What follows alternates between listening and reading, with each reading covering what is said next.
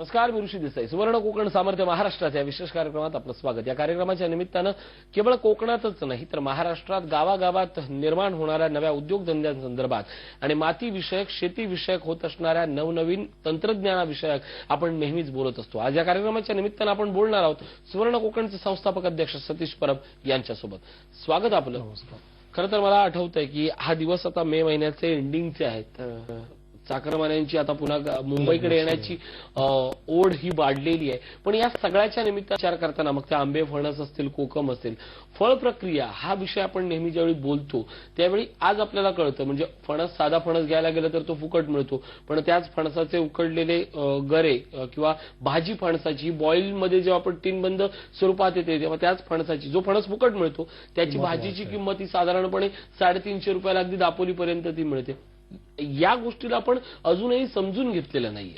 नक्की ऋषी, फणसच काय सगळ्याच बाबतीत आपण कुठल्याच बाबतीत समजून घेतलं नाही. उदाहरणतः करवंद जर तुम्ही बघितलं, जे आपल्याकडे रानावनात म्हणजे त्याची कोण शेती करत नाहीत किंवा त्याची लागवड म्हणून कोण करत नाही, वास्तविक जर आपण बांधावरचे कुंपण घालतो किंवा एखाद्या कंपाऊंड बनवून घेतो, त्याच्यापेक्षा जर करवंद म्हणा, गुलाब म्हणा किंवा मेहंदी म्हणा, ह्याची जर झाडं पेढे जर लावला तर ती एवढी मजबूत कंपाऊंड होते ना, ते जनावर सुद्धा ते तोडू शकत नाही.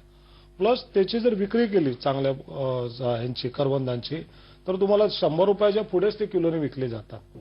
सो एवढं चांगलं मार्केट आहे त्यालाही.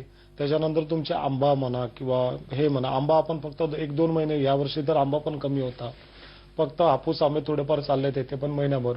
पण बाकीच्या आंब्याचं काय, बाकीच्या कैऱ्यांचं काय, जोपर्यंत आपण त्याच्यावर प्रोसेसिंग करत नाही, जोपर्यंत प्रक्रियेतून त्याचं आपण व्हॅल्युएशन करत नाही ना, तोपर्यंत खऱ्या अर्थाने समृद्धी आपल्याकडे नाही येणार आहे. आपण जर नुसतं निसर्गाचं दिलेलं देणं फक्त ओंजळीत घेतलं आणि ते विकायचं किंवा प्रयत्न केला तर आपला हा प्रयत्न खूप बोलतो ना तुटका पडेल. तर त्यासाठी प्रत्येक गोष्टीमध्ये आपल्याला प्रक्रिया उद्योग आणि त्याचे मिळणारे फायदे किंवा त्याचे मिळणारे लाभ सरकार दरबारी ह्या सगळ्या गोष्टी जाणून घेणं खूप महत्वाचं आहे. सरकार दरबारी लाभ आणि त्याचे फायदे ही ज्यावेळी आपण गोष्ट बोलतो, कन्सेप्ट बोलतो, तेव्हा प्रत्येकाच्या मनात जेव्हा शेती हा विचार येतो तेव्हा प्रत्येक जण हाच म्हणतो की सरकारी दरबारी लाभ म्हणजे आपण योजना घेतली तरच अनुदान मिळते, नंतर सबसिडी मिळते आणि नंतर मग खऱ्या अर्थानं ते स्टार्टअप होतो आपल्या बिझनेसचा. मग तो शेती असेल किंवा अन्य छोट्या छोट्या गोष्टी असतील.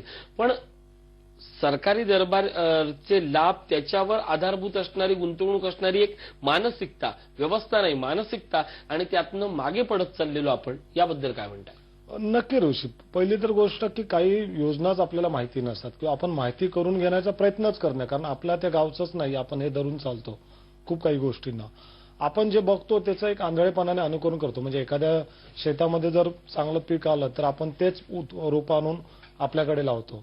आणि काही गोष्टी जर अशाही बघायला भेटतात की एकाने एका पद्धतीचं वाण लावलं, रोपटं लावलं नाही आणि त्याच त्यांनी पण दुसरं पण वेगळ्या जातीचं लावलं, तर बाजूचं त्याला सांगत नाहीये की बाबा हे जे वाण आहे किंवा हे जे रोपटं आहे किंवा ही जी जात आहे ही खूप चांगल्या दर्जाची आणि ह्याला भाव खूप भेटणार, हा आपल्या पद्धतीने लावतो, हा आपल्या पद्धती. पण जोपर्यंत आपण एकमेकाशी मिसळत नाही, एकमेकाबद्दल आपलं नॉलेज शेअर करायला ना, तोपर्यंत प्रत्येकाचे प्रयत्न तिथेच पडणार आहेत. आणि सुवर्ण कोकणचा तोच प्रयत्न असतो, चांगल्यातल्या चांगल्या गोष्टी लोकांपर्यंत कशा पोहोचतील. एखाद्याने जर कोणतं पीक लावलं नाही किंवा कोणतं रोपटं लावलं नाही तर त्याची जात कोणती, त्याला मिळणारा त्याचा फायदा कसा, त्याच्यामध्ये आंतरपिकं कशा पद्धतीत घेतली जातात, कोणती आंतरपिकं घेतली पाहिजे जे एकमेकाला संलग्न असतात किंवा एकमेकाचे उत्पादन क्षमता वाढवतात, ह्या सगळ्या गोष्टी आपण सुवर्ण कोकणच्या कार्यशाळांमध्ये सांगत असतो. सुवर्ण कोकणच्या कार्यशाळा म्हणजे जास्त काही नसतं, तर सगळ्यात महत्वाचं असतं की त्याच गोष्टी पण आपण नव्या पद्धतीने आधुनिक तंत्रज्ञानाच्या साहाय्याने कशा पद्धतीत आपण ते लावू शकतो किंवा त्याचं अनुकरण करू शकतो, हाच तो प्रकार असतो. एक गोष्ट लक्षात घ्या की आपण नेहमी म्हणतो की उद्योजक उत्पादन मी करेन, पण माझी बाजारपेठेचा काय प्रश्न येतो.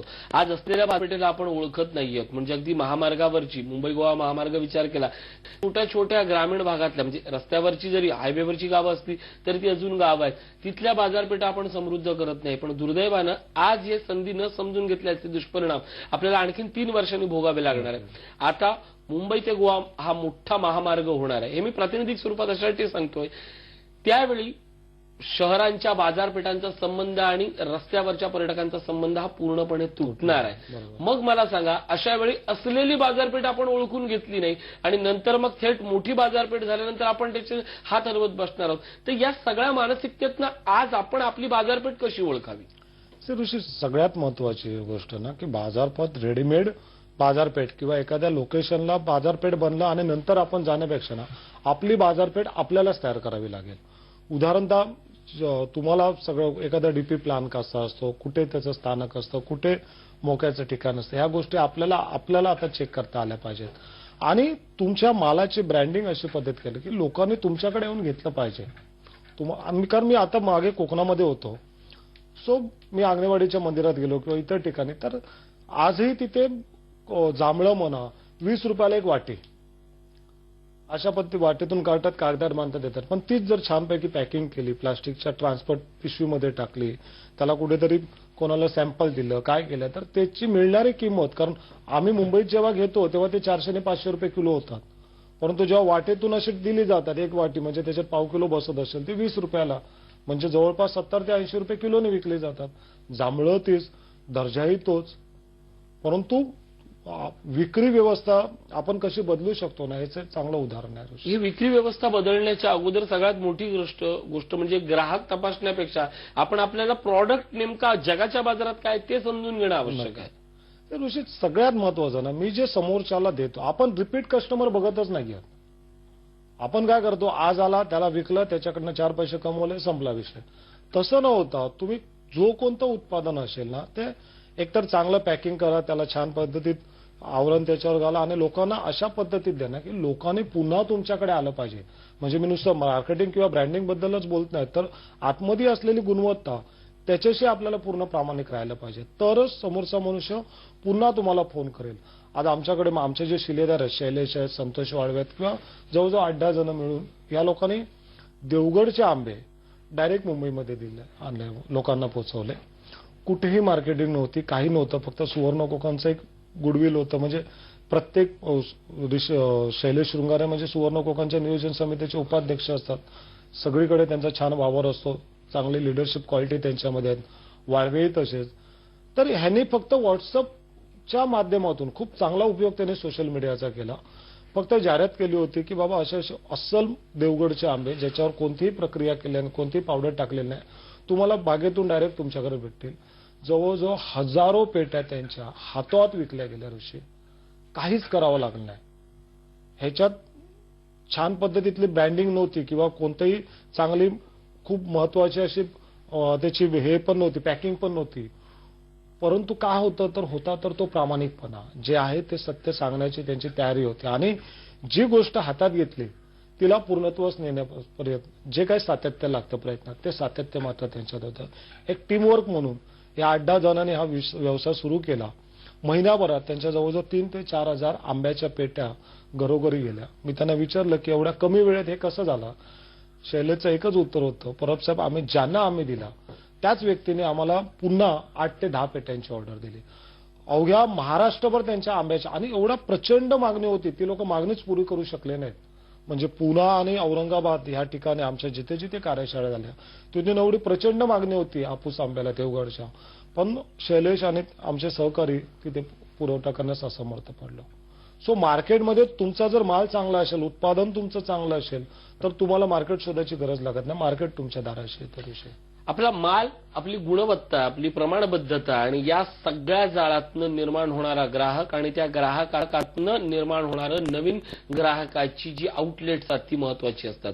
ग्राहकांची आउटलेट्स हा शब्द अतिशय महत्वाची आहे, कारण स्थानिक प्रॉडक्ट म्हटलं की त्याची सगळ्यात मोठी गोष्ट असते की त्या सगळ्याचं ब्रँडिंग करायला, अँबॅसेडिंग करायला किंवा त्याचं प्रमोशन करायला तुम्हाला खर्च येत नाही, किंबहुना तो खर्च कुठे कुठे करणार हा तुमच्या समोर प्रश्न येतो. आणि नेमका जिथे आपण कमी पडतो तीच आपलं प्लस पॉइंट असतो. हे या सगळ्या गोष्टी अशासाठी, कारण जर तुमचा कमीपणा आहे तो म्हणजे तुमची जाहिरात न करता तुम्ही तुमच्या ग्राहकांना जर चोख माल दिला तर तोच तुम्हाला रिटर्न होतो आणि तोच तुम्हाला खऱ्या अर्थानं ॲज अ ग्राहक म्हणून तुम्हाला डबल या सगळ्याची एक नेक्सस, एक जाळं जोडलं जातं. सर्वसामान्य माणसाला त्याच्यातला होत असलेला व्यापारीपणा जागृत करून जगाच्या बाजारपेठेत कसं उभं राहावं यासाठी सुवर्ण कोकण देखील कार्यशाळा घेत असते. तुम्हालाही जर जगाच्या बाजारपेठेत या उद्योजक म्हणून, उत्पादक म्हणून, व्यापारी म्हणून जर पुढे यायचं असेल तर स्क्रीनवर दिसणाऱ्या नंबरशी संपर्क साधा या क्षणी. या निमित्तानं आठवण अर्थातच 28 मेला कराड आणि जळगाव इथे कार्यशाळा होते, तर 29 मेला नाशिक आणि पुणे इथे कार्यशाळा होते. या कार्यशाळेत सहभागी व्हायचं असेल तर स्क्रीनवर दिसणाऱ्या नंबरशी संपर्क साधा. एक छोटासा ब्रेक घेतोय. पाहत राहा सुवर्ण कोकण, सामर्थ्य महाराष्ट्राचे.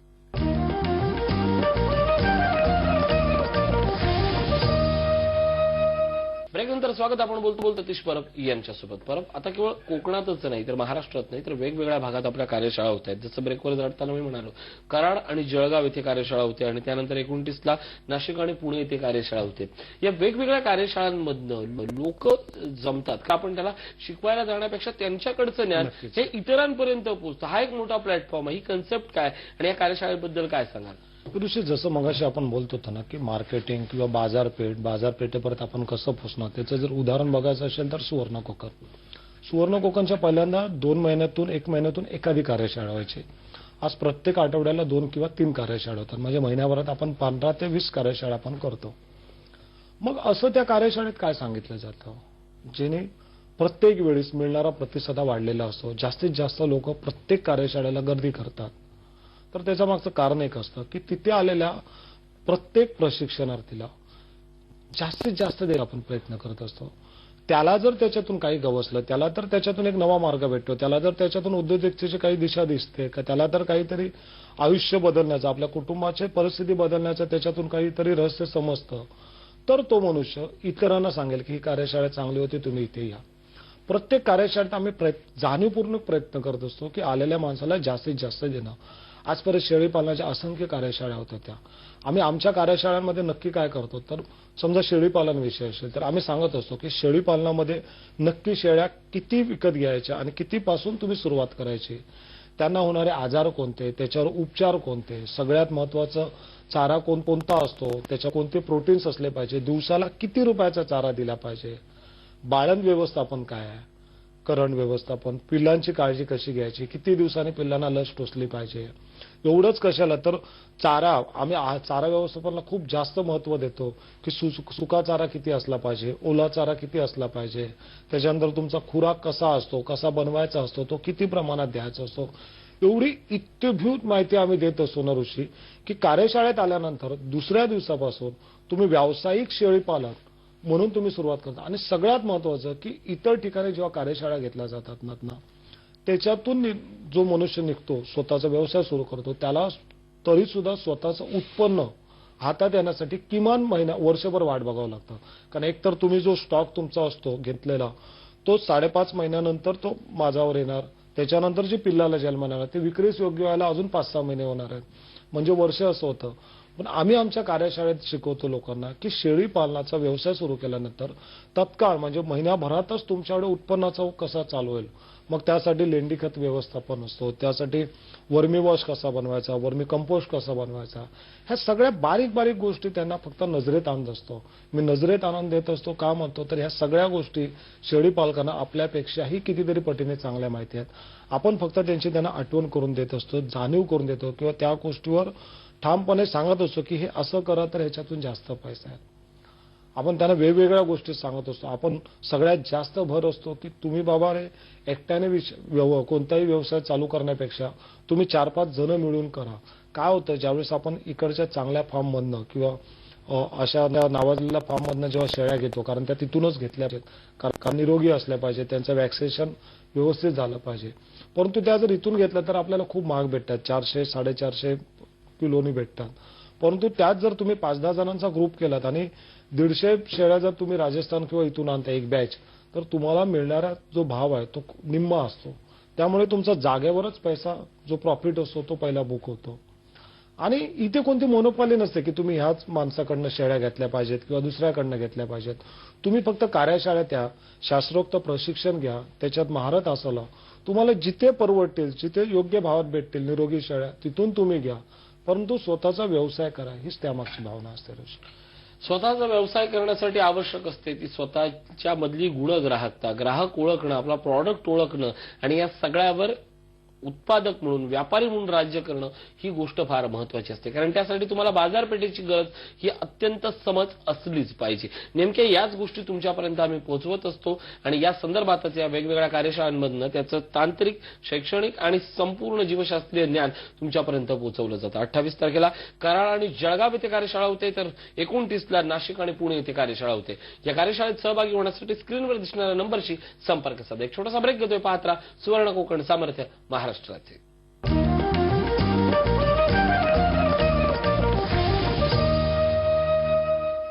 तर स्वागत. आपण बोलतोय सतीश परब यांच्यासोबत. परब, ज्या पद्धतीने आपण मार्केटबद्दल बोललो, बाजाराबद्दल बोललो, या सगळ्याची समज असणं आवश्यक आहे. पण प्रत्येकानं आपल्यातला जर शेतकरी किंवा आपल्यातला उद्योजक ओळखायचा असेल तर तो नेमका कसा ओळखायचा? उद्योजक नेमका ओळखायचा म्हणजे काय की तुम्हाला तुमच्या गरजा ओळखायच्या. ज्यावेळेस तुम्हाला तुमच्या खऱ्या गरजा तुम्ही ओळखू शकाल ना, त्यावेळेस तुमच्यातला उद्योजक आपोआप जागा होईल. त्यासाठी कोणत्या शास्त्रज्ञाची किंवा कोणत्या अशा संस्थेची गरज नाहीये. आणि जोपर्यंत तुम्हाला तुमच्या गरजाच माहित नाही तोपर्यंत तुम्हाला तुमचं ध्येय माहित नसतं, तुमचं उद्दिष्ट माहित नसतं. मला समजलं बाबा माझ्या मुलांच्या गरजा काय आहेत, आणि नुसत्या गरजा माहिती असून माहित नाही, तुम्हाला पटल्याही पाहिजेत. नाहीतर माझ्या मुलालाही कोणत्या तरी शाळेत टाकायचं आहे, प्रत्येकाची गरज असते. मग तुम्ही ठरवता की त्याला कॉन्व्हेंटमध्ये टाकायचं की त्याला म्युन्सिपालिटी किंवा साध्या शासकीय शाळेत टाकायचं.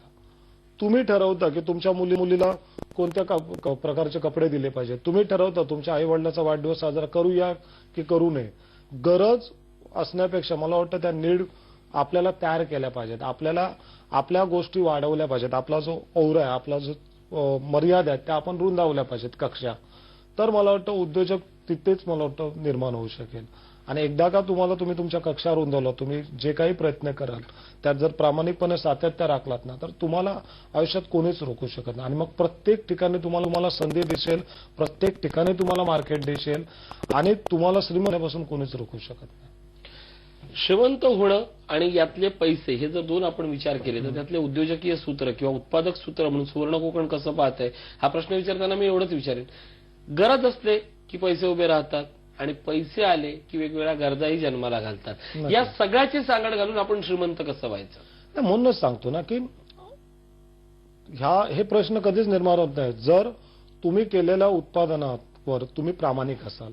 तुमचा उद्योजकतेचा पाया हा ज्या दिवशी प्रामाणिक असेल ना, त्या दिवशी ह्या गोष्टींची संभ्रमावस्था कधीच निर्माण होत.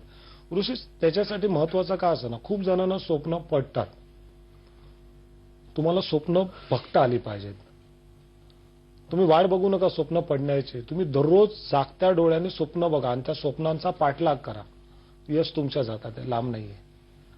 सो त्यामुळे ज्याचा पाया प्रामाणिक असतो, ज्याचं उद्दिष्ट प्रामाणिक असतं, आणि ज्याला माहिती असतं की मी जे उत्पन्न बनवतोय हे माझ्यासाठी बनवतोय आणि मी ज्याला देणार आहे तो माझा ग्राहक मला रिपीट ग्राहक देत राहणार आहे, त्या दिवशी तुम्हाला बाजारपेठ, मार्केटिंग किंवा गरजा ह्या गोष्टींची गरज कधीच भासणार नाही. आणि सुवर्ण कोकणच्या कार्यशाळांमध्ये हे शिकवलं जातं. एक विचारांचे जे संस्कार आहेत ना, ते आम्ही सुवर्ण कोकणच्या कार्यशाळेतून देण्याचा प्रयत्न करत असतो ऋषी. आणि जे काम प्रामाणिकपणे आपण करतो ना, त्याचा आपल्याला रिझल्ट, त्याचा फायदा हा आपल्याला होतोच होतो. आणि म्हणून आजवर असंख्य शेकडो कार्यशाळा झाल्या, ह्याच्या पुढेही होतील, आणि लोकांची गर्दी दिवसेंदिवस वाढतच आहे. त्याचं मूळ ह्याच्यातच आहे. स्वप्नात जगू नका, स्वप्नासाठी जगा. खरं तर बोलताना टंग ट्विस्टर असणारा हा शब्द अतिशय महत्वाचा आहे. आपल्याला आयुष्यात एखादं ध्येय ठाऊक असतं, या ध्येयाचा पाठलाग करणे आणि ते ध्येय पूर्ण होण्यासाठी दिवसाचा रात्र आणि रात्रीचा दिवस करणे, ह्या गोष्टी नेमक्या आपण शिकल्या पाहिजे. आणि त्याच गोष्टी ज्यावेळी आपल्याकडे येतील त्यावेळी उद्योजक म्हणून, आपल्या प्रॉडक्टचा ब्रँड म्हणून आणि या सगळ्याची मार्केटमधली आपली स्वतःची पत म्हणून आपण ओळखू शकू. ही तुमच्यापर्यंत पत ओळखण्यासाठी सुवर्ण कोकण झटते अश्वमेधचे शिलेदारच्या माध्यमातून असेल, डीव्हीडीच्या माध्यमातून असेल, वेगवेगळ्या कार्यशाळा, अभ्यास दौऱ्याच्या माध्यमातून असेल, तुम्ही या आणि तुमच्यातल्या शेतकऱ्याला, तुमच्यातल्या एका लपलेल्या श्रीमंत माणसाला जाग करा. हाच या सगळ्या चळवळी मागचा प्रामाणिक हेतू असते.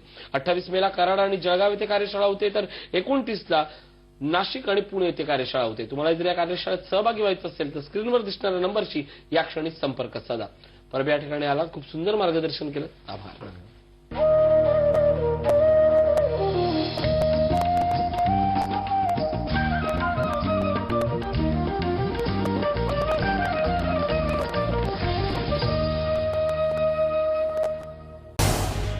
झी 24 तास रहा एक पाऊल पुढे.